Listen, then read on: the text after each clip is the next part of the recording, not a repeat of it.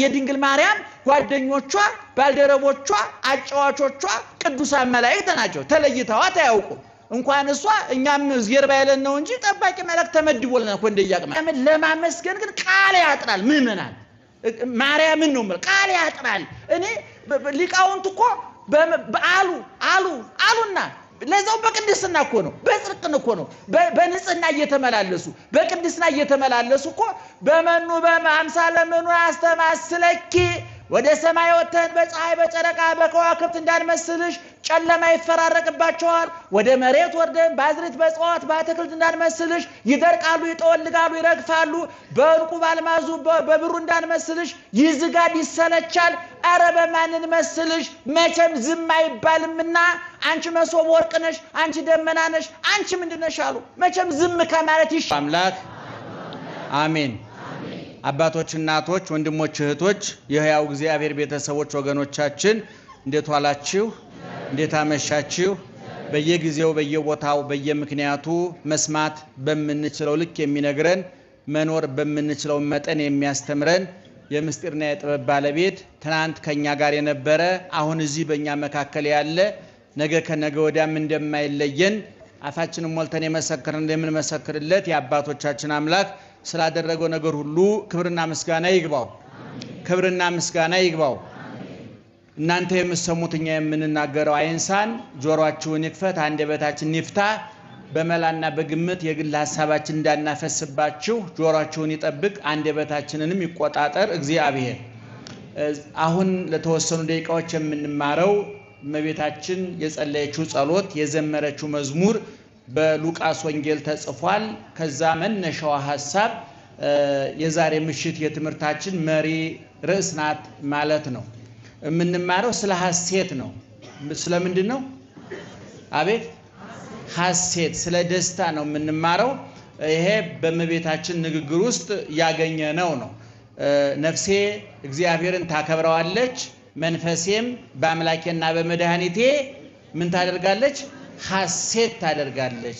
ሰውነቴ እግዚአብሔርን ታከብረዋለች መንፈሴም በአምላኬና በመድኃኒቴ ሐሴት ታደርጋለች ታአብዮ ነፍሴ ለእግዚአብሔር ወተሐሰይ መንፈሴ በአምላኬ ወመድኃኔ ይሄ በሉቃስ ወንጌል የተጻፈ ነው እንደሚታወቀው ከአራቱ ወንጌላውያን ወይም ደግሞ ከስምንቱ የሐዲስ ኪዳን ጸሐፊዎች መካከል ስለ ድንግል ማርያም ትንሽ በተን ያለ የተብራራ የተረዳ ሐሳብ ጽፏል የሚባለው ሉቃስ ነው ሉቃስ ከ72ቱ አርዲት አንዱ ነው ከሐዲስ ኪዳን መጻሕፍት መካከል ሁለት መጻሕፍት ጽፏል በጥቅሉ የሐዲስ ኪዳን መጻሕፍት 27 ናቸው ከ27ቱ ሁለቱ የሉቃስ ጽሑፎች ናቸው አንደኛው ወንጌል ነው 24 ምዕራፍ አለው ሁለተኛው ግብረ ሐዋርያት ወይም የሐዋርያት ሥራ የምንለው ደግሞ 28 ምዕራፍ አለው 28 ምዕራፉ የሐዋርያት ሥራ የምንለው የግብረ ሐዋርያት ወይም ደግሞ የሐዋርያትን ውሎ የዘገበበት ነው በተለይ ከምዕራፍ 1 እስከ 9 የሁሉም ሐዋርያት ከ9 በኋላ እስከ 28 ደግሞ የቅዱስ ጳውሎስን ውሎና ዳር ትምህርቱ ተአምራቱ ተጽፏል ዛሬ ሰዎች የየቀኑ ውሏቸው ማስታወሻ እንደሚይዙት ሁሉ ምናልባት የኛ ማስታወሻ እዚህ ቦታ በላው እዚህ ቦታ ጠጣው እዚህ ቦታ ተናጋር ውዬ ነበር የሚል እንኳን ለሌላው ሊተላለፍ ለጸሐፊው እንኳን የረባ ትዝታ የሌለው የማይረባ ማስታወሻ ነው የነ ቅዱስ ጳውሎስ ግን የዋሉበት ያደሩበት የገቡበት ቤት ሁሉ ተጽፏል የነ ልድያ ቤት ተጽፏል የእስረኛው ቤት ተጽፏል ብዙ ነገሮች ተጽፏል ይሄ የሉቃስ ወንጌል የሉቃስ ጽሑፍ ነው ሁለት ጽሑፎች የቅዱስ ሉቃስ ናቸው ከሐዲስ ኪዳን ውስጥ ማለት ነው እና ከነዛ ውስጥ ደግሞ በጎላ በተረዳ ትንሽ ፈታ ባለ መንገድ የጻፈው ቅዱስ ሉቃስ ነው በነገራችን ላይ ሐዲስ ኪዳን ሁሉ ጊዜ እላለሁኝ እኔ ሐዲስ ኪዳን የትንታኔ መጽሐፍ አይደለም የማብራሪያ መጽሐፍ አይደለም ጥቅል ሐሳብ ያለበት ሊበተን ሊመሰጠር ሊተነተን የሚችል ብዙ ሐሳብ አጭቆ የያዘ ሐሳብ ነው ምክንያቱም ወንጌላውያን ወይም የሐዲስ ኪዳን 8ቱ ጸሐፊዎች ሐዲስ ኪዳን 27 ነው ጸሐፊዎቹ 8 ናቸው አራቱ ወንጌላውያን ያዕቆብ ጴጥሮስ ይሁዳና ይሁዳ ያዕቆብ ጴጥሮስ ይሁዳ እነዚህ ሉቃስ 8ቱ ጸሐፊዎች ናቸው ሐዲስ ኪዳኑን የጻፉት እና ሐዲስ ኪዳኑ በተለይ ወንጌላት የኢየሱስ ክርስቶስን የሕይወት ታሪክ የያዙ ናቸው። በሶስት መንገድ፣ አንደኛ ያስተማረውን ትምህርት፣ ሁለተኛ ያደረጋቸውን ድንቅ ተአምራት፣ በሶስተኛ ደረጃ የሰራውን በጎ ስራና ትሩፋት ጽፈዋል። እንደምታውቁት ኢየሱስ ክርስቶስ 3 ዓመት ከ3 ወር ሲያስተምር በአንድ በኩል ትምህርት ያስተምራል፣ በሌላ በኩል ተአምር ያደርጋል፣ በሶስተኛ ደረጃ በጎ ስራ ይሰራል። ይሄ በሰርግ ቤት አይተነዋል። ማህበራዊ ጉዳዮች ላይ እኛ የምንገኝባቸው ማህበራዊ ጉዳዮች አሉ አይደለም? ሰርግ ቤት እንሄዳለን፣ ለቅሶ ቤት እንሄዳለን፣ በሽተኛ እንጠይቃለን። እነዚህ ማህበራዊው የትስስራችን ውጤቶች ናቸው። ኢየሱስ ክርስቶስ እኛ ባለፍንበት መንገድ ሁሉ ሐዋርያው ቅዱስ ጳውሎስ በዕብራውያን 4:15 ላይ እንደተናገረው በነገር ሁሉ እንደኛ የተፈተነ እንዳለ ሁሉ ሰርግ ቤት አይተነዋል፣ ለቅሶ ቤት አይተነዋል፣ በሽተኛ ሲጠይቅ አይተነዋል። ወንጌላውያን ይህንን እጥር ምጥን ሰብሰብ ባለ መንገድ ለትምህርት ለምልክት የሚሆን ብቻ ከሚሉ በክፉ ከብዙ በጥቂቱ ጽፈውልናል። እና አንዳንድ ሰዎች እንዲህ ይጠይቃሉ፣ ሐዲስ ኪዳን ላይ ስለ ድንግል ማርያም ስለ እመቤታችን በስፋት አልተጻፈም ይላሉ። እንኳን ስለ ድንግል ማርያም ስለ ክርስቶስም በስፋት አልተጻፈም። በክብሩ ልክ ኢየሱስ ክርስቶስ ስም አለው። ስሙ 4 ነገር ያመለክታል ብለዋል ሊቃውንቱ። የባህሪውን ርቀት፣ የክብሩን ጥልቀት፣ የፍቅሩን ጥልቀት፣ የክብሩን ምጥቀት፣ የሥራውን አይነተ ብዙነት ያመለክታል ብለዋል። በዚህ ልክ ወንጌላውያን አልጻፉልንም። ምክንያቱም የሐዲስ ኪዳን ዓላማ የመጽሐፍ ቅዱስ ዓላማ ሰዎችን አዋቂ ማድረግ አይደለም። ደህና መሻችሁ? እየሰማችሁ ነው? ሰዎችን አዋቂ እስካሁን አልሰማንም ለማለት ነው። አልሰማችሁኝም? ሰምታችሁኛል? የመጽሐፍ ቅዱስ ዓላማ ሰዎችን አዋቂ ማድረግ አይደለም። እንዲያውም ወንጌላዊ ምን ይላል? ይሄን ሁሉ ጻፍንላችሁ ይልና ዮሐንስ አምናችሁ ሕይወት ታገኙ ዘንድ ነው የሚለው። የኔ ጻፍንላችሁ አምናችሁ ምን ታገኙ ዘንድ? ሕይወት ታገኙ ዘንድ። ኢየሱስ ክርስቶስ ያስተማረው ሰዎችን አዋቂ ለማድረግ አይደለም። ሐዋርያት ያስተማሩት ሰዎችን አዋቂ ለማድረግ ክርስቲያን ለማድረግ ነው፣ አማኝ ለማድረግ ነው። የመንግስተ ሰማያት ባለቤቶች የኢየሱስ ክርስቶስ ዜጎች፣ የቁስሉ ብቃዮች፣ የመስቀሉ ፍሬዎች፣ የመከራው ውጤቶች ነንና እንድናውቅ አይደለም የተፈጠርነው፣ እንድንድን ነው። እንደዛማ ክርስትና ዕውቀትማ ቢሆን እነ ኢየሉጣ እኮ ሐዲስ ኪዳን ሳይጻፍ ነው በሰማዕትነት ያረፉት እኮ። ብዙዎቹ በሰማዕትነት ያረፉት ሐዲስ ኪዳን አሁን የያዘውን ቅርጽ ሳይዝ እኮ ነው አይደለም? ስለዚህ አንዳንድ ሰው ይላል መጽሐፍ ቅዱስ ይረቃል፣ ይከብዳል የሚል ሰው ሰማለሁኝ። ለምን ነው የሚከብደው? ተዋደዱ ነው። ተዋደዱ ምን ይከብዳል? እውነቱን ለመናገር ተፋቀሩ ነው፣ ንስሐ ግቡ ነው፣ ይቅርታ ተባባሉ ነው፣ እርስ በርሳችሁ ተዋደዱ ነው። አለቀ እኮ እዚህ ላይ ያልቃል ሁሉ ጉድ። ስለዚህ ወንጌላውያንም ሲጽፉልን እንኳን ስለ እመቤታችን ስለ ኢየሱስ ክርስቶስ እንኳን የተሟላ መረጃ አላገኘንም። አሁን ለምሳሌ ድንግል ማርያም ሰው ናት አይደለችም? ንገሩኝ እስቲ። ሰው ናት አይደለችም? ሰው ከሆነች እናት አባት አላት የላትም? የተወለደችበት ቀን አለ የለም? ያረፈችበት ቀን አለ የለም? አለ። ነገር ግን ሐዲስ ኪዳን ይነግረናል? አይነግረንም። የማቴዎስ ወንጌል ምዕራፍ 1 ስታነቡ፣ የሉቃስ ወንጌል ምዕራፍ 1 ስታነቡ፣ የሌሎችም ወንጌሎች ስታነቡ ኢየሱስ ክርስቶስ ከድንግል ማርያም እንደተወለደ እናቱ እንደሆነች ይነግረናል እንጂ ድንግል ማርያም ማን ናት? የተወለደች አባቷ እናቷ እነማን ናቸው? ሰፈሯ የት ነው? እንኳን እግዚአብሔርን የወለደች ድንግል ማርያም አይደለም ዛሬ ትንሽ ካሴት ታወጣን ብለው ፊልም ሰራን ብለው እኮ የህይወት ታሪካቸውን ይጽፋሉ እኮ። እንዴው ምን እንዳበረከቱ የማይታወቁ ሰዎች የህይወት ታሪክ ጽፌ ላስመረቅ ነው ይሉና ብዙ ጊዜ ጠራለሁ። የህይወት ታሪካቸው እየጻፉ ድንግል ማርያም ወንጌላን የህይወት ታሪኳን አልጻፉላትም። እንኳን የሱንም ቢሆን በተሟላ ሁኔታ አልጻፉ። ይሄን የምነግራችሁ ብዙ አደናጋሪ ሰዎች ስላሉ ነው ወገኖቻችን። እግዚአብሔር ያስተምረን እና ሉቃስ ቅድም እንደተናገርኩት ስለመቤታችን ሰፋ አድርጎ የጻፈ በመጠኑ ማለት ነው። ከሌሎቹ አንፃር ሲታይ ሰፋ አድርጎ የጻፈ ሉቃስ ነው። በተለይ እንደው ቤታችሁ ስትገቡ እንድታነቡ እንለምናችኋለን፣ እንማጸናችኋለን።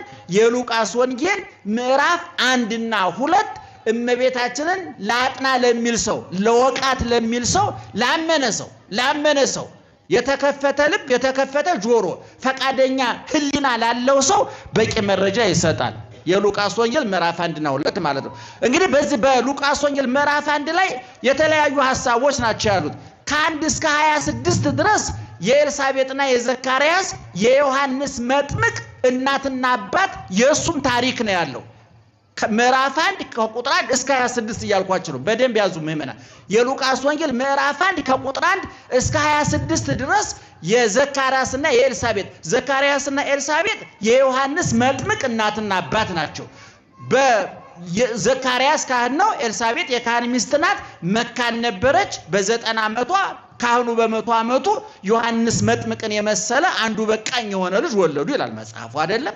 ስለዚህ ኤልሳቤጥ በስተርጅና ጸንሳ ስለነበረ ወከበተት ጽንሳ 5 አውራሃ ጽንሷን 5 ወር ከሰው ደበቀች ይላል። ምክንያቱም የጸነሰችው በስንት ዓመቷ ነው ብያቸዋለሁ? በ90 ዓመቷ ነው። ለወሬም አይመች፣ እውነቱን ለመናገር ለንግግርም አይመችም።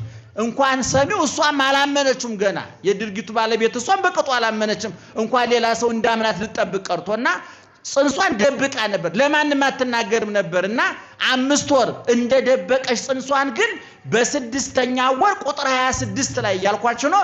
ወበሳድስ ወር ተፈነወ ገብርኤል መልአክ እምኀበ እግዚአብሔር ሀበ አሐቲ ሀገር ዘገሊላ። በ6ኛ ወር ማን በጸነሰች እያልኳችሁ ነው? ጮክ በሉ እስቲ ንቅት ብላችሁ። ማን በጸነሰች? ስንት ወር ደበቀች ጽንሷን? 5 ወር ደበቀች። በ6ኛ ወር ግን ማን ተልኮ መጣ? ገብርኤል ተልኮ መጣ። ቅዱስ ገብርኤል ወደ ማን? ወደ እመቤታችን በገሊላ ውስጥ ወዳለች ናዝሬት ወደምትባል ትንሽዬ መንደር ሰፈር መልአኩ ቅዱስ ገብርኤል ማርያም ወደምትባል ድንግል ለዮሴፍ ወደ ታጨች ዮሴፍ እንዲጠብቃት እንዲንከባከባት ለተመደበላት ወደ ድንግል ማርያም መጣ ይላል። በስንተኛ ወር? በ6ኛ ወር። ማን በተጸነሰ? ዮሐንስ በተጸነሰ። ለዚህ ነው ዮሐንስ ጌታን መንፈቅ በእድሜ ይቀድመዋል። በእድሜ መንፈቅ ይቀድመዋል። ለዚህ ነው በማቴዎስ ወንጌል ምዕራፍ 11 ላይ በመንግስተ ሰማያት የሚያንሰው ይበልጠዋል ይላል ጌታ። የሚያንሰው ማን ነው? ጌታ ነው። ስንት ወር ያንሰዋል? 6 ወር። በጽንስ 6 ወር ይበልጠዋል ጌታ ዮሐንስ ጌታን በልደትም 6 ወር ይበልጠዋል። እና በ6ኛ ወር ገብርኤል ወደ እመቤታችን ተልኮ መጣ። ወደ እመቤታችን ሲመጣ ቅዱስ ገብርኤል እስከ ዛሬ ከነበረው አመጣጡ የተለየ አመጣጥ ነው። መላእክት ወደ ሰው መጥተው ያውቃሉ። አዳም ከገነት ከተባረረበት ጊዜ ጀምሮ በብሉይ ኪዳን ሰው ሲታሰር እስር ቤት፣ ሲሰደድ በስደት ቦታ፣ ሲታመም በበሽታ ቦታ፣ ጦርነት ሲነሳበት በማንኛውም ቦታ መላእክት እየተላኩ የነደደውን እያበረዱ የተዘጋውን እየከፈቱ የታመመውን እየፈወሱ የወደቀውን እያነሱ ይረዱ እንደነበረ በብዙ ቦታ ተጽፏል። በመዝሙረ ዳዊት 90 ቁጥር 8 ጀምሮ ብታነቡ ታገኙታላችሁ። በኦሪት ዘጸአት ምዕራፍ 23 ቁጥር 20 ብታነቡ ታገኙታላችሁ። በትንቢተ ዘካርያስ ምዕራፍ 1 ከቁጥር 12 ጀምሮ ብታነቡ ታገኙታላችሁ። ብዙ ቦታ ላይ መላእክት ወደ ሰው እየተላኩ መጥተው ያውቃሉ። ያ ሁሉ በብሉይ ኪዳን የተመላለሱት የመላእክት መመላለስ ቢደመር ቅዱስ ገብርኤል ወደ እመቤታችን የመጣውን ያህል መሆን አይችልም።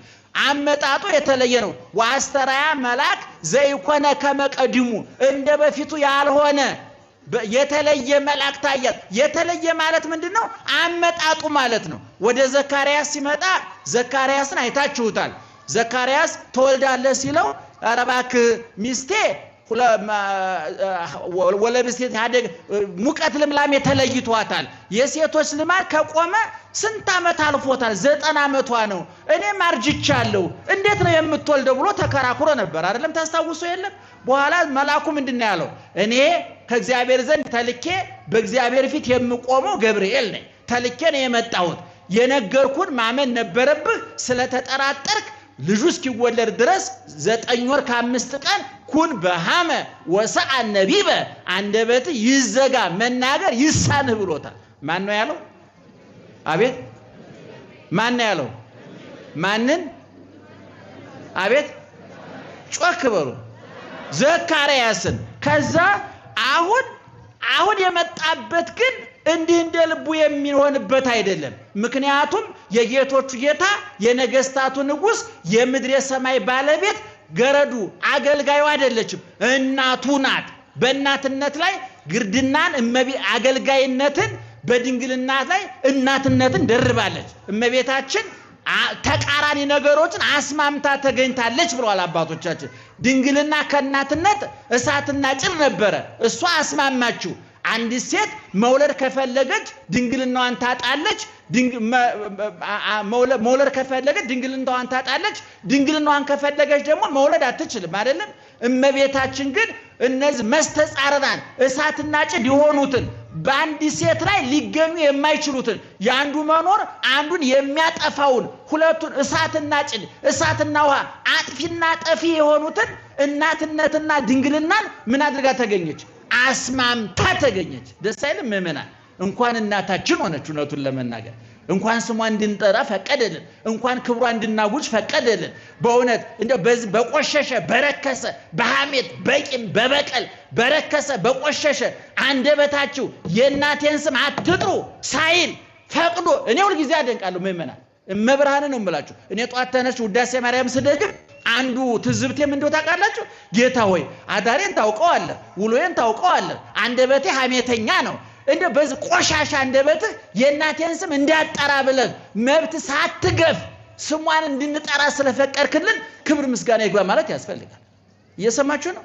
ይህን ማመን ያስፈልጋል። ልባችሁ ይከፈል፣ አይምሯችሁ ይከፈል፣ ነፍሳችሁ ትከፈል። በእውነት እንኳን እግዚአብሔርን ወልዳ እንኳን እሱና የእሱ እናት ሆና በእውነት የነቢያት እናት የሐዋርያት እናቶች እንኳን ይከበራሉ። እና መልአኩ መጥቶ ትጸንሻለሽ ትወልጃለሽ አላት። እሷ በእውነት ቁጥብ እናት ናት፣ ክት እናት ናት፣ ዝርክርክ እናት አይደለችም፣ የምኞት እናት አይደለችም። ከልጇ ከእናቷ ከሔዋን የተለየች ናት። አስታውሳለሁ የዛሬ ስንት ወር ነው የመጣው ቀሲስ? ታኅሳስ ላይ ነው። ታኅሳስ ላይ ስመጣ ሁለቱ ሴቶች የሚል ትምህርት አስተምሬ ነበር አይደለም? አራርሱት እውነታችሁን ጌታ ኑሮ እንኳን ትምህርት ህይወት ያስረሳል።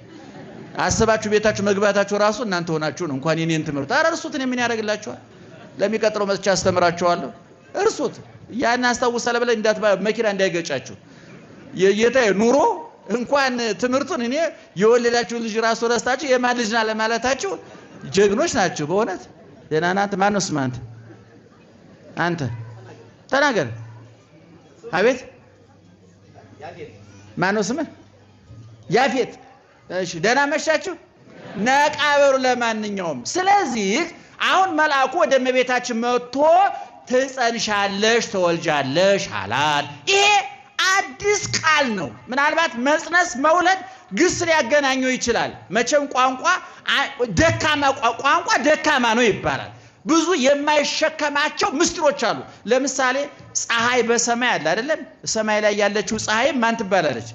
ፀሐይ። እናንተ ሰፈር ያሉ ወይዘሮ ፀሐይ ማን ይባላሉ? ፀሐይ ይባላሉ። ለሰው ያበሩ፣ ሙቀት የላቸው፣ ምን የላቸው፣ አምፖል ሲቃጠልባቸው እሳቸው ጨለማ ውስጥ ነው የሚያድሩት እኮ ማማ ፀሐይ። ግን ስማቸው ማን ነው? ስማቸው ማን ነው? ፀሐይ። አሁን እኔ ኤልሳቤጥ ጸነሰች እንትና ጸነሰች ብሎ ማርያም ጸነሰች ሲባል እኔ ቋንቋ ምን ነው ሌላ ባገኘው እላለሁኝ። እኔ ያንሰዋል ምእመናን፣ እውነቴን ነው የምላችሁ። ያንን ፀሐይ ብሎ ወይዘሮ ፀሐይ ኮከብ የምትባል ሴት እኮ አለች አይደል? በየሰፈሩ ኮከብ የሚባሉ እንኳን ለቤተሰብ እንኳን ማብራት የተሰየ እንደው ጥቁር ኮከቦች ጽልሙታን ከዋክብት አሉ። እና አንዳንድ ጊዜ ቋንቋ ሐሳብን አይሸከም ይገርማቸዋል። ይስእነኒ እንደው ለመናገር ቃል አጠረኝ ይላል አይደል? አሁን አንደ ዘፋኞቹ መልክሽን ለመግለጥ ምን ይላሉ? ምን ብዬ ላድንቅሽ ቃላቶች አጠሩኝ የሚል ዘፈን አለ አይደል? አሰማችሁትም? እኛ ሰምተነዋል። የኔ ጌታ በደንብ ነው የሰማሁት ግጥሙን አበጥሬ አሳምሬ። ግጥሙ በጣም የሚያፈላስፈኝ ግጥም ወስዳለሁ ከየዘፈኑ።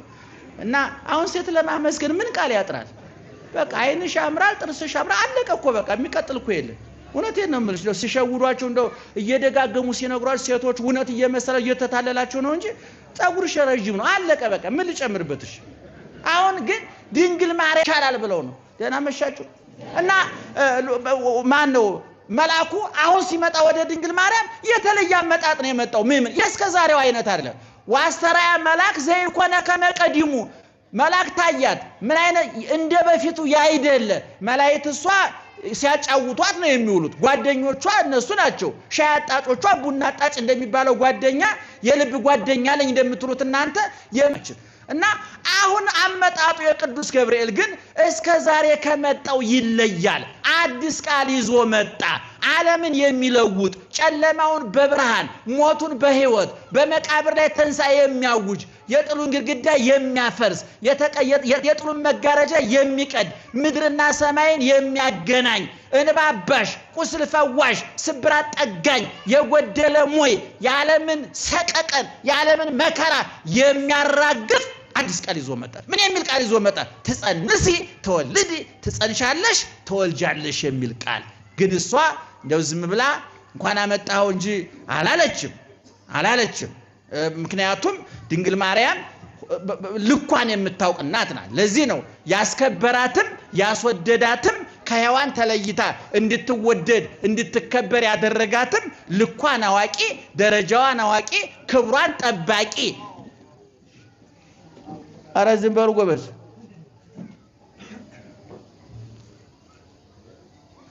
እየሰማችሁ ነው? አትንቀሳቀሱ እሺ። ሲረዝም ረዘመ በሉ ችግር የለም። ይሄ ዲሞክራሲያዊ በሆነ መንገድ መድረኩን የምንመራው እና ሲከብዳችሁ ከበደ ነው። እና ዙሮ መልአኩ መጣ። ትጸንሻለሽ አላት። ተከራከረ። ብዙ ክርክር አለው በመካከል ላይ። መጨረሻ ግን ክርክሩ የተዘጋው በምን ቃል ነው?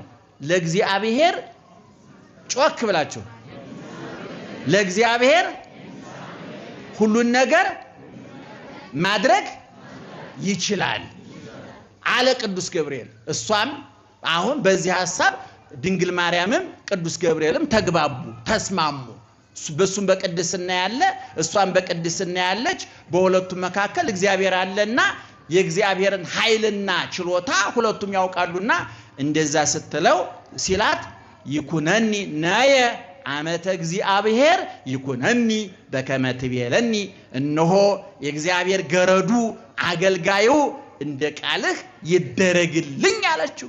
ይሄን ጊዜ መጋቢት 29 ቀን እሁድ በ3 ሰዓት አካላዊ ቃል ረቂቅ ቃል ዘላለማዊ ቃል ሰማያዊ ቃል የማይወሰን ቃል ቅድመ ዓለም የነበረ ማዕከል ዓለም ያለ ዓለምን አሳልፎ የሚኖር የማይራብ የማይጠማ የማይደክም የማይተኛ የማያንቀላፋ ሳይታይ የሚያይ ሳይወሰን የሚወስን ዘላለማዊ ቃል በድንግል ማርያም ማህፀን የዕለት ጽንስ ሆኖ ተቀረጸ።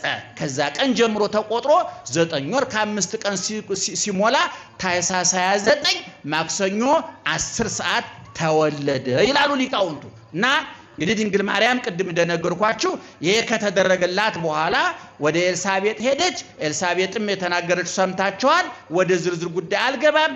ወዲያው እመቤታችን ዘመረች፣ አመሰገነች፣ ተናገረች። ንግግሯ ጸሎተ እግዝእትነ ማርያም ድንግል ወላዲተ አምላክ ተአብዮ ነፍሴ ለእግዚአብሔር እያል ሁልጊዜ በጸሎታችን አካተነዋል አይደለም? እኔ የኛ አባቶች የዘወትር ጸሎት ብለው እንደው የዘወትር ጸሎት ብለው አትገጼ ብለን ጀምረን በስመ አብ ነአኩተከ አቡነ ዘበሰማያት ጸሎተ ሃይማኖት ቅዱስ ቅዱስ እሰግድ ስብሐት ሰላም ለኪ ጸሎተ እግዝእትነ ማርያም ብለው ጸሎት ሰርተውልናል አይደለም?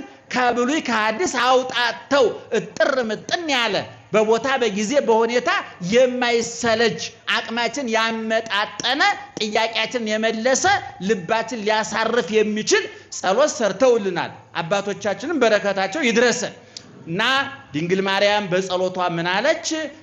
በሰውነቴ ነፍሴ ማንን ታከብረዋለች? እግዚአብሔርን ታከብረዋለች። ቀጥላ ያለችው ናት። እኔ እንድንማርባት ትንሽ ለ15 ደቂቃ እንድንናገር የምፈልገው መንፈሴም በሉ እስኪ መንፈሴም በአምላኬና በመድኃኒቴ ሐሴት ታደርጋለች። ሐሴት በግዕዝ ቋንቋ ደስታ በጣም ብዙ አይነት ነው። አንድ ቋንቋ ማጠናበት ቦታ አለ እና አንድ ወዳጄ ቋንቋ ሰውየው ሲነግረኝ እስኪ ስለ ደስታ አብራራልኝ ስለው ሃፒነስ እና ኢንጆይመንት ማለት ይለያያል። ይሄ በልቶ ጠጥቶ ሲንገላወዱሎ ደስ አለኝ የሚለው ኢንጆይመንት ይባላል አለ። ሌላውን ሲረዳ ሲደግፍ ሲውል ደግሞ ሃፒነስ ይባላል አለ። ኢንጆይመንት ማለት ፍስሐ ነው። ሃፒነስ ማለት ደግሞ ሐሴት ነው። ሐሴት ማለት ቋሚ ደስታ ነው። በመጽሐፍ ቅዱስ በነገራችን ላይ በመጽሐፍ ቅዱስ ያለው ደስታና እኛ የምናውቀው ደስታ ይለያያል። በመጽሐፍ ቅዱስ ያለው ጥጋብና እኛ የምናውቀው ጥጋብ ይለያያል። እግዚአብሔር ረሃብ የሚለውና እኛ ረሃብ የምንለው ይለያያል። እኛ ሞት የምንለውና መጽሐፍ ቅዱስ ሞት የምንለው ይለያያል። ስለዚህ እመቤታችን ምንድን ያደረገችው? መንፈሴ በአምላኬና በመድኃኒቴ ምን ታደርጋለች? ሐሴት ታደርጋለች። እንደውም አሁን ሐሴት የሚል የሴቶች ስም እሰማለሁ አይደል? ሰምታችኋል? በጣም ደስ የሚለኝ ሐሴት በጣም ጥሩ ስም ነው። ፍስሐ እንኳን የተለመደ ነው፣ የወንድ ስም ነው። ለወንድም ለሴትም ይሆናል። በተለምዶ ፍስሐ ለሁለቱም ጾታ የሚሆን ነው። ጾታ የሌለው ነገር ለወንድም ለሴትም ይሆናል፣ ችግር የለበትም። ግን ዙሮ መንፈሴ በአምላኬና በመድኃኒቴ ምን ታደርጋለች? ሐሴት ታደርጋለች። እንግዲህ ሰዎች በብዙ ነገር ሊደሰቱ ይችላሉ። ወልደው በትዳር ይዘው ልጅ ሲስሙ፣ እርሻ አርሰው ዘር ሲቅሙ፣ መሬታቸው ምርታማ፣ ንግዳቸው ትርፋማ፣ ትምህርታቸው ውጤታማ ሲሆን በየተሰማራንበት የሥራ መስክ ውጤት ስናገኝ ደስ አለኝ እንላለን አይደለም? በልተን ጠጥተንም ደስ አለኝ እንላለን። ልብስም ለብሰን ደስ አለኝ እንላለን። ግን ዓለማዊው ደስታ ያረጃል፣ ይዝጋል፣ ያፈጃል፣ ይገረጅፋል፣ ይሰለቻል። ለምሳሌ ወርቅ ደስ ይላል? ደስ አይልም? አቤት! ወርቅ ደስ የሚለው ግን ጆሮና ጣት ላይ ሲሆን ነው። አሁን በሆነ ተአምር ቤታችሁ ስትገቡ ጣራው፣ ግድግዳው፣ አልጋው፣ ጠረጴዛው ወርቁ ነው ብታገኙት ድንጋይ ፍለጋ ነው የምትወጡት። እስገብቷችኋል ሐሳቤ? እንዳውን መቼም ታላቁ ሊቅ ዮሐንስ አፈወርቅ ይላል የገንዘብ የሚወድ ሰው ይላል ሰማዩ ወርቅ እንዳዘንብ ይጸልያል አለ፣ መሬቱ ብር እንዳበቅል ይፈልጋል አለ። ነገር ግን አሁን በዝናቡ ፋንታ ወርቅ ቢበቅል እንጠቀማለን እንጎዳለን? እስኪ ንገሩኝ። ምን ቢዘንብ ጥሩ ነው? ዝናብ ነው መጣል ያለበት አይደል? ወርቅ ቢዘንብ መቅሰፍት ነው በረከት ነው? መቅሰፍት ነው። የተዘራ ሁሉ ጤፍ ስንዘራ ብር ሆኖ ቢበቅል መቅሰፍት ነው በረከት ነው? መቅሰፍት ነው። ሁሉም በምድቡ ነው የሚያስፈልገውና ይሄ ዓለማዊ ደስታ ያረጃል፣ ይሰለቻል። አሁን መዝናናት ብትሉት ቦታ መቀየር ነው። አሁን ለምሳሌ ትልልቅ ሆቴሎች ሄዳችሁ የምትዝናኑት እስከ ተለምዱት ድረስ ነው። እዛ ትልልቅ ሆቴል እኮ የሚሰሩ ሰራተኞች እኮ ለመዝናናት እኮ እኛ ሰፈር ሻይ ቤት ነው የሚመጡት። ይገርማችኋል። ምክንያቱም ይሰለቻል። አሁን የትልቅ ቦይንጉን አለ የመጨረሻውን ዘመናዊ አውሮፕላን የሚነዳው ፓይለት እኮ አውሮፕላን አያዝናናውም። የሚዝናናው እኛ ሰፈር በባጃጅ ነው። በቃ አሁን ጊዜ ስጋ የሚበላ ሰው እንደው የሚዝናናው በሽሮ። እኛ ደግሞ ሽሮ ስልችት ያለን ደግሞ ሽሮ ላይ ትንሽ እየጣል ስትል ብቅ ጥልቅ ስትል ስጋ እየተዝናና ነው። በቃ ይሄ ነው መዝናናት። ምንም ማርያም እኛ ማጋነስ እኔ አሁን አላጋንም። ይገርማችኋል። አሁን ቢች አካባቢ እየተዝናና ቢቹ ጋር የሚሰሩ ሰራተኞች ደግሞ መቼ በተገላገልኩ ነው የሚሉት፣ መቼ ስራ ልቀይር እያሉ ነው። ስለዚህ ዓለማዊ ደስታ ደህና መሻችሁ ይሰለቻል ነው እያልኳቸው ያለሁት። ምክንያቱም ዓለማዊ ደስታ የስሜት ሕዋሳት ጥገኛ ነው። ምዕመናን እየሰማችሁ ነው? አይን የምን ጥገኛ ነው? ከስሜት ሕዋሳት አረ ንገሩኝ። አይን የምን ጥገኛ ነው? ወርቅ ለምሳሌ ከስሜት ሕዋሳታችን ወርቅ ትርጉም የሚያጣው ምን ብናጣ ነው? አይ አሁን እኔን ለመተባበር በላቸው ነው እንጂ አይን ነው። የተባበረ አይመስላችሁ ነው? ለምሳሌ አንድ አፍንጫ ለሌለው ሰው አፍንጫው ለማያሸት ሰው ብዙ $1000 አውጥተህ ሽቶ ገዝተህ ብትመጣ ውሃ በብልቃት ከማምጣት የተለየ አይደለም። ምክንያቱም አፍንጫ የለውም። ምን ይሰራል? እኔ አሁን ለወርቅ ብትሰጠኝ እኔ ማህበረሰቡ ስለተስማማኝ ጣቴ ላይ ያደረኩኝ እንጂ ምን እንደሆነ ማውቀው ነገር የለም። ድንጋይ አድርጌ በምን ይታወቀኛል? ብረት ቢሆንስ እኔ መዳብ ነው ብላችሁ ብታረጉልኝ እኔ ምን ቸገረኝ? እኔ ብቻ እኔ ተስማምተና ቀለበት አድርጌያለሁ ነው በቃ። ዓለማዊ ደስታ እያልኳ እየሰማችሁ ነው። የስሜት ሕዋሳት ጥገኛ ነው። ልብ አድርጉ። ለምሳሌ ጨው ትርጉም የሚኖረው ማን እስካለ ድረስ ነው?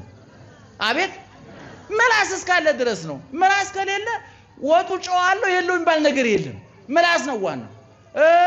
ሙዚቃ፣ መዝሙር አሁን ነቴድዬ ጆሮ ባይኖር ውሃ በላችሁ ማለት የኔም ስብከቱ ውሃ በላው ማለት ነው። በቃ አሁን እገሌ ዝነኛ ዘፋኝ ነው እየተባለ ይጨበጨባል አይደለም? በሆነ አጋጣሚ ሰው ሁሉ ቢደነቁር ይሄ ሰውዬ ተራ ዘበኛ ሆነ ማለት ነው። ምክንያቱም ጆሮ ላይ ነው ጉዳዩ ያለው። አያችሁ፣ ዓለማዊ ደስታ የስሜት ጥገኛ ነው። ቅዱስ ጳውሎስ ይሄንን ሲያፈርስ ምን አለ መሰላችሁ? በዚህ በአንደኛ ቆሮንቶስ ምዕራፍ 2 ላይ እግዚአብሔር ለወዳጆቹ ያዘጋጀው ክብር ይላል ዛይን ይሬ ወዝ ይሰማ ወውስተ ልበ ሰብ ዘይታለየ ዛስተዳለው እግዚአብሔር ለእለ ያፈቅርዎ እግዚአብሔር ለወዳጆቹ ያዘጋጀው ክብር ይላል አይን ምን ያላለው ያላየው ጆሮ አይን ጆሮ ልብ ያላሰበው አሁን መንግስተ ሰማያትን እኛ አናብራራውም ስትሄዱ ነው የምታውቁት ይገርማቸዋል ስትሄዱ ዘው ሲገባ ነው እንጂ ይህን ይመስላል ምክንያቱም አሁን እናንተ ግንባር ላይ ያለው አይን እስከ መቃብር ነው የሚያገለግለው ከዛ በኋላ እንደ አምፖል ተነቅሎ ይወርቃል ይገርማቸዋል ለዚህ ነው ብዙ አይነት ስውራን ተስፋ ማን ቆርጠው በሬሳ ማታ መቃብር ለሚነቀል አምፖል ምን አሰቃየን ብለን ነው አይነ ስውራን ተመካክረን በደስታ ላይ ያለን ጆሮም ያው ነው አሁን የጆሮአቸው ሙዚቃው ምን የምታግበሰብሱበት መቃብር ስትል ኦፍ ይሆናል በቃ እግዚአብሔር ይክበር ይመስገን ያኛው የሰማዩ ደስታ ከአይን ቁጥጥር ውጭ ነው ይያልኳቸው ነው እንዲያውም ምን አሉ ሊቃውንት ሲናገሩ ምን አሉ እግዚአብሔር በውሃ ይመሰላል አሉ ውሃ ከለር ጣይም የለውም ሽታ የለውም ከለር የለውም ደህና ዋላችሁ ውሃ ሽታ አለው አንድ ሰው ሲጠፋ ምን ሆነ ነው የሚባለው የውሃ ሽታ ሆነ ይባላል ጠፋ ማለት ነው ውሃ ሽታ የለውም በቆሻሻ ኩባያ በቆሻሻ ብርጭቆ እየቀዳን ብርጭቆ ሽታ ያጋባበት ነው እንጂ ንጹህ ትክክለኛ ውሃ ሽታ የለውም ለዚህ ነው ውሃ የማይሰለቸው ሽታና ጣዕም ስለሌለው ነው ይላሉ አባቶቻችን እግዚአብሔር እንዳንሰለቸው ከለር የለውም ሽታ የለውም ጣዕም የለውም ዛሬ ሐኪሞች ከሚመክሩት ምክር መካከል ከለር ያላቸው መጠጦች አትጠጡ ነው ይሰለቻል ውስኪው ይሰለቻል ድራፍቱ ይሰለቻል ለስላሳው አሁን ለስላሳውማ ሞቱሉ ይዞ መጣ እኛ የዛሬ 25 ዓመት አዲስ አበባ ስንገባ 5 ጠርሙስ ሚሪንዳ ጠጥቻለሁኝ እኔ እውነቴን እኮ ነው በቃ 5 ጠርሙስ በቃ አፍረ ከገጠር እንደመጣ ነው ገና በቃ ምንኛ ብርቅ ነው ለኛ ዛሬ ቢሆን አሞኝ ነበር ይገርማል ያን ጊዜ ግን መረጃ ስለሌለኝ እኔ ሁሉ ጊዜ እናገራለሁ ስለማይጠቅማችሁ ነገር መረጃ እየሰበሰበ በሽታ ላይ እንዳትወርቁ በሰላም የኖራችሁትን በሽታ ተሸክማችሁ መኖር ሲገባ መረጃ ሸብስባችሁ አሙታችሁ ታድራላችሁ ይገርማችኋል እና ያን ጊዜኛ ጠጥተን ነበርና ዙሮ እግዚአብሔር በምን ይመሰላል አረ ንገሩኝ በምን ይመሰላል በውሃ ውሃ ምን የለውም ሽታ የለውም ጣዕም የለውም እንደገና ቀለም የለውም አይደለም እግዚአብሔርም ይህን ይመስላል አይባልም አይሰለችም እግዚአብሔር ማለዳ ምንድነው ለመጽሐፋችን አዲስ ነው በቃ ሁሉ ጊዜ ውሃ አዲስ ነው አሁን እስካሁን ድረስ መጠጡ ይሰለቻል የፈለጋችሁት ውድ መጠጥ እንኳን ቢሆን ከአንድ ጊዜ ከሁለት ጊዜ አትደግሙትም ጉበት ያፈርሳል ኩላሊት ያበላሻል ሰውነት ያሸታል ያከረፋል ሁሉ ጊዜ የሚጠጡ ሰዎች እኮ ምክትል ጀሪካን በሏቸው ምክትል ጋን በሏቸው እውነቴን የምትጠጡ ሰዎች ካላችሁ ከጋኑ ጋር እንደው አክሲዮን ብታቋቁሙ ከጀሪካኑ ጋር ከጠርሙሱ ጋር ይሸታል ይከረፋል አሁን የጠላ ጋር ቢታጠብ ሽታው አይለቅም አሁን ዘወትር የሚጠጣ ሰውኛ ቀረብ ብለን አላየነውም እንጂ እንደጋኑ ይሸታል አትጠጡ ያልናችሁ ነው በግልባችሁ ደህና መሻቸው ስለዚህ አሁን እመቤታችን መንፈሴ በማን ትደሰታለች አለች በአምላኬና በመድኃኒቴ ምን ታደርጋለች ሐሴት ታደርግ ይሄ የነፍስ ሐሴት ነው የማይለካ የማይመጠን እንግዳ እመቤታችንማ በምድራዊ ደስታ ልደሰት ብትል ምን አላት ደሃናት በበረት ነው የወለደችው በቆሻሻ ቦታ በጨርቅ ነው የተቀለለችው ስደተኛ ናት ረሃብተኛ ናት ልጇ ሲነግስ ሳይሆን እኮ ሲሰቀር ሲቸነከር ነው ያየችው ሲገረፍ ነው ያየችው ታሞት ቆምጣጤ ሲጠጣ ነው ተጠማው ይያለ እጅግሩ ላይ ችንካር ነው ያየችው ጀርባው ላይ ጅራፍ ነው ያየችው እፊቱ ላይ ጥፊ ነው ያየችው ራሱ ላይ የሸዋክር ነው ያየችው አፉ ላይ አሞት ቆምጣጤ ነው ያየችው ጎኑ ላይ ጦር ነው ያየችው ምን የሚያስደስት ነገር ነበር እንደ ሰውኛው ቢሆን ምን የሚያስደስት ግን እሷ ግን ምን አለች የኔ እናት የእናንተ እናት እመኩልነ እምክሙ እናታችሁ ምን አለች መንፈሴ በአምላኬና በመድኃኒቴ ሐሴት ታደርጋ ይሄ የክርስቲያን ደስታ ነው መጽሐፍ ቅዱስ ስለዚህ ደስታ ብዙ ነገር ተናግሯል ለምሳሌ በመዝሙረ ዳዊት 94 ላይ ኑ በእግዚአብሔር ደስ ይበለን ወደ እግዚአብሔር ቤት እንሂድ ባሉኝ ጊዜ ደስ አለኝ ነብዩ ዕንባቆም ደግሞ በምዕራፍ 3 ቁጥር 17 ላይ ወይን ባያፈራ በለስ ባያፈራ ወይራው ባያፈራ እርሻው ሰብል አዝመራ ባይሰጥ በጎች ፍየሎች ከጎረኖ ቢጠፉ ላሞች በሬዎች ከበረት ቢጠፉ እኔ ግን በአምላኬና በመድኃኒቴ ምን አደርጋለሁ ሐሴት አደርጋለሁ አለ። ቅዱስ ጳውሎስ ደግሞ እስር ቤት ሆኖ በጻፈው ደብዳቤ ምን አለ? በጌታ ደስ ይበላችሁ። ደግሜ እላለሁ በማን ደስ ይበላችሁ? በጌታ ደስ። ከእስር ቤት የተጻፈ ደብዳቤ ነው። ምናልባት ከእስር ቤት ደብዳቤ ቢጽፍ አንድ ሰው ቁንጫው ሰለቸኝ፣ ተስፋ ቆረኩኝ፣ ለመሆኑ ከተማው ሰላም ነው ወይ? ምን ተፈጠረ? ብሶት ይበዛዋል። ቅዱስ ጳውሎስ ግን ደስ ይበላችሁ፣ ደግሜ እላለሁ በማን ደስ ይበላችሁ? በጌታ ደስ ይበላችሁ። ስለዚህ ክርስቲያኖች የኛ ደስታ የሚቀዳው ከቁስል እንጂ ከጭፈር አይደለም፣ ከመስቀል እንጂ ከክላሽ አይደለም፣ ከሆቴል አይደለም፣ ከመዝናኛ ቦታ አይደለም፣ ከሪዞርት አይደለም፣ ከቢሽዳር አይደለም፣ ከምንይዘው ውድ ሞባይል አይደለም። የኛ ደስታ የተቀዳው ሐሞት ኮምጣጤ ከጠጣው መራራ ከጠጣው ከክርስቶስ አንደበት ነው የኛ ደስታ የወጣው። ከቁስሉ ከችንካሩ ደስታችን የወጣው። ደስ ይበላችሁ አለ ቅዱስ ጳውሎስ። ደግሜ እላለሁ ደስ ይበላችሁ። በዚህ በሉቃስ ወንጌል ምዕራፍ 15 ቁጥር 7 ላይ ደግሞ አንድ ኃጢአተኛ ንስሐ ሲገባ በሰማይ መላእክት ዘንድ ምን ይደረጋል አለ?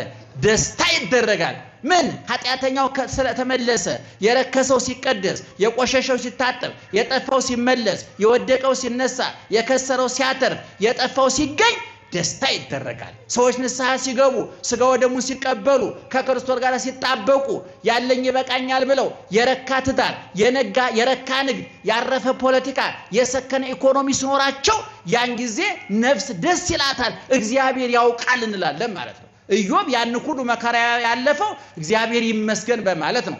አብርሃም